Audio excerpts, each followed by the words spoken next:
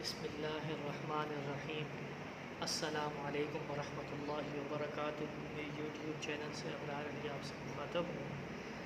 آج ہم جس جانور کے متعلق آپ کو بتانے جا رہے ہیں اس کے فیودات کیا کیا ہیں، اس کے فائدے کیا کیا ہیں، اس کا شرعی حکم کیا کیا ہے، اس کو اردو، انگریز اور بنگالی اور پشتو زبان میں کیا کیا کہا جاتا ہے اور عربی میں اس کو کیا نام سے تعبیر کیا جاتا ہے، آج اس جانور کے متعلق ویڈیو ہے، دلچسپ ویڈیو ہے۔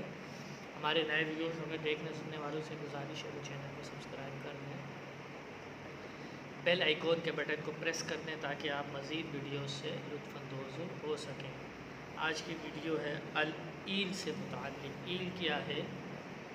الایل والواویل والواویل، اس کی جمع عیال آتی ہے، عیائل آتی ہے۔ اس کا اردو میں معنی ہے بارہ سنگا، انگریزی میں اس کو اسٹک کہتے ہیں۔ بارہ سنگا کے متعلق یہ ویڈیو ہے کہ بارہ سنگا کی کیا کیا خواص ہیں اور بارہ سنگا کی کیا کیا فیودات ہیں اور اس کا شرعی حکم کیا ہے۔ اکثر یہ جنگلی گائے کے بارہ سنگا اکثر یہ جنگلی گائے کے مشابہ ہوتا ہے۔ یہ جانور اتنا باحوصلہ ہوتا ہے بارہ سنگا، اگر اسے شکاری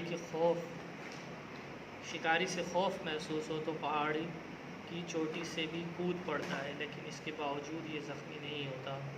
اس کے سینگ میں جتنی گریں ہوتی ہیں اس کی عمر بھی اتنی سال ہوتی ہے۔ جب اسے پہاڑ ڈس لیتا ہے تو یہ سرطان کیڑا کھا لینے کی وجہ سے ٹھیک ہو جاتا ہے۔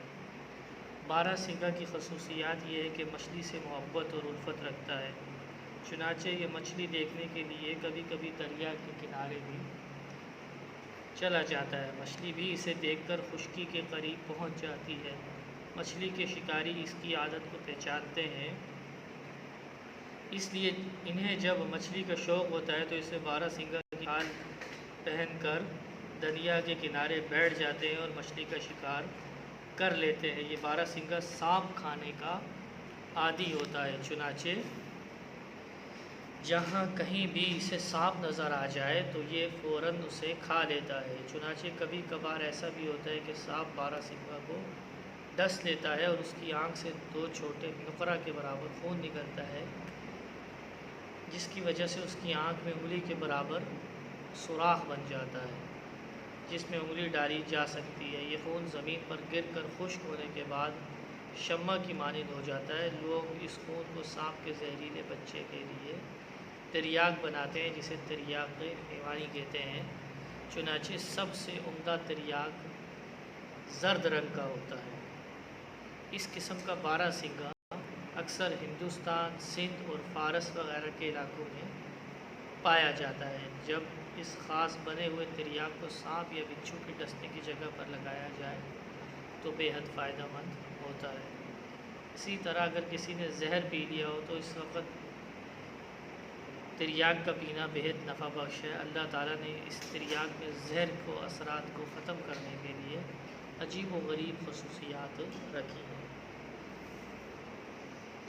بارہ سنگا کے سینگ نکلنے کی عمر، جب بارہ سنگا کی عمر 2 سال ہو جاتی ہے تو اس کے سینگ نکلنا شروع ہو جاتے ہیں۔ بارہ سنگا کے سینگ بالکل میخ کی طرح نکلتے ہیں۔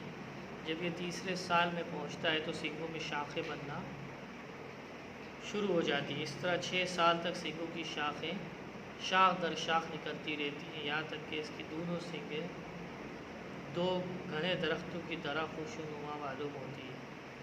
بارہ سنگا کی یہ خصوصیت ہے کہ ان مراحل سے گزرنے کے بعد ایک نیا دور شروع ہوتا ہے کہ اس کی 2 سینگیں ہر سال گر جاتی ہیں اور پھر وہ دوبارہ اگاتی ہیں۔ بارہ سنگا اپنے سینگوں کی مضبوطی کے لیے سورج کی دھوپ میں تھوڑی دیر کے لیے حرارت حاصل کرتا ہے۔ شیخ ارسطو نے کہا کہ اس قسم کے بارہ سنگا کو سیٹی، راگ اور سازے سے شکار کیا جاتا ہے۔ اس کی وجہ سے جب وہ دبایا باجا سنتا ہے تو اسے نیند نہیں آتی۔ شکاری اسے باجے سے اس قدر مست کر دیتے ہیں کہ وہ مدہوش ہو جاتا ہے۔ چنانچہ جب شکاری دیکھتے ہیں کہ اس کے دونوں کان سن ہو گئے تو اس کو پیچھے سے پکڑ لیتے ہیں۔ بارہ سنگا کے ذکر اعلیٰ تناسل میں ہڈی اور گوشت نہیں ہوتا، اس کے سینگ بالکل ٹھوس ہوتے ہیں۔ یہ جانور بزدل ہوتا ہے لیکن باروب نظر آتا ہے۔ یہ سانپوں کے کھانے کا شوقین ہوتا ہے اور سانپوں کو دم کی طرف سے کھانا شروع کرتا ہے۔ بارہ سنگھا ہر سال اپنے سینگوں کو جھاڑتا ہے۔ غالباً یہ سینگوں کو ہر سال اللہ تعالیٰ کے الہام سے جھاڑتا ہے، اس لیے کہ اللہ تعالیٰ نے اس سینگوں میں عجیب و غریب فائدے رکھے ہیں۔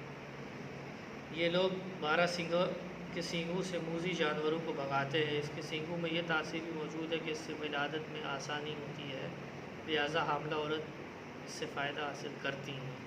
اگر بارہ سنگھا کے سینگ کا کچھ حصہ جلا کر شہد میں ملا کر چاٹ لیا جائے پیٹ کے کیڑے مر جاتے ہیں۔ علامہ دیرمی فرماتے ہیں کہ جانور نہایت فربا ہوتا ہے، اگر اسے بھاگنے کا موقع مل جائے تو شکاری سے بچ کر فرار ہو جاتا ہے۔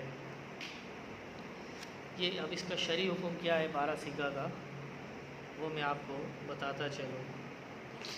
بارہ سنگھا کا گوشت حلال ہے، اس لیے کہ اس کا شمار پاکیزہ جانوروں میں ہوتا ہے، جیسے پہاڑی بکرا وغیرہ، لیکن امام رافی نے باب الاطعمہ میں بارہ سنگھا کا ذکر نہیں کیا، بلکہ اس کا ذکر باب الربا، سود کے باب میں کیا ہے۔ چنانچہ انہوں نے کہا کہ ہرنوں کا گوشت بشمول بارہ سنگھا کے متعلق شیخ ابو محمد کا قول واضح نہیں ہے، جس سے معلوم ہوتا ہے کہ وہ اس مسئلے میں متردد ہے۔ پھر آگے جا کر معلوم ہوتا ہے کہ بالآخر انہوں نے فیصلہ کیا کہ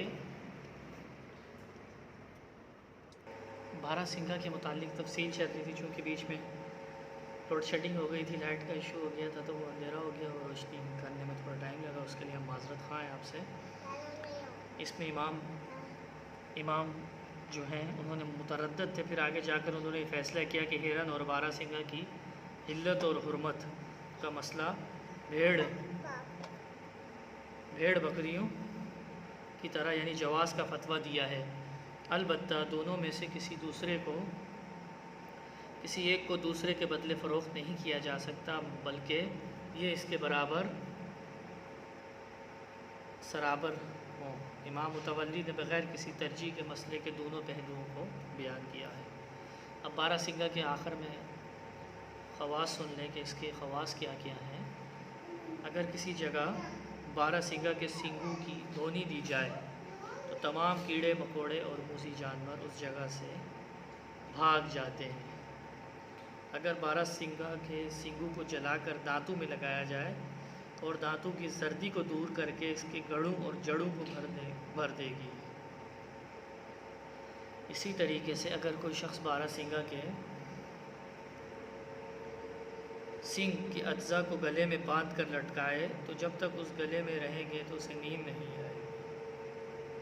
اگر بارہ سنگھا کا عضو تناسل خشک کرنے کے بعد پیس کر پانی میں ملا کر پی لیا جائے تو اس سے منی میں ہیجان اور تیزی پیدا ہوتی ہے، نیز انسان کے عضو تناسل میں انتشار پیدا کرتا ہے۔ بارہ سنگھا کا خون پینے سے مثانے کی پتری ٹوٹ کر ریزہ ہو جاتی ہے۔ تو یہ چند خواص بھی تھے جو بارہ سنگھا سے متعلق تھے، اور بڑے اس کے فیودات ہیں۔ ہر سال یہ اپنے سنگ گراتا ہے، اسی لیے اللہ نے اس میں یہ حکمت رکھی ہے کہ انسان اس سے بالخصوص حکماء کا جو طبقہ ہے، حکماء حکیم ہیں، وہ ان سے ادویات بنا سکیں۔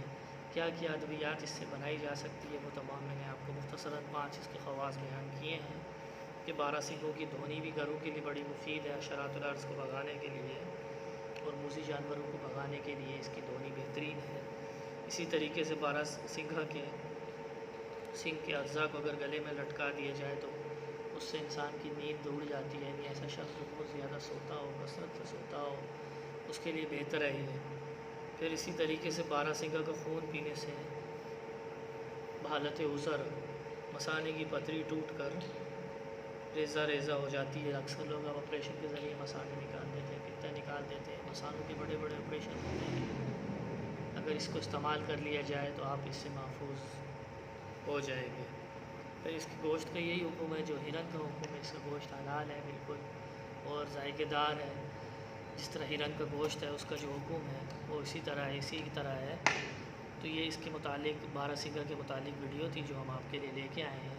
تو ہمارے نئے ویوز ہمیں دیکھنے والے سننے والوں سے گزارش ہے کہ وہ ہمارے چینل کو سبسکرائب کر دیں، بیل آئیکن کے بٹن کو پریس کر دیں۔ ہماری کوشش ہے ہم مزید جانوروں سے متعلق ہر روز آپ کے لیے نئے ویڈیوز اپلوڈ کرتے رہیں۔ آپ بھی ہمیں فیڈ بیک دیں اور ہماری ویڈیو کے بارے میں ہمیں کمنٹ سیکشن میں لازمی بتائیں۔ جزاک اللہ خیر، السلام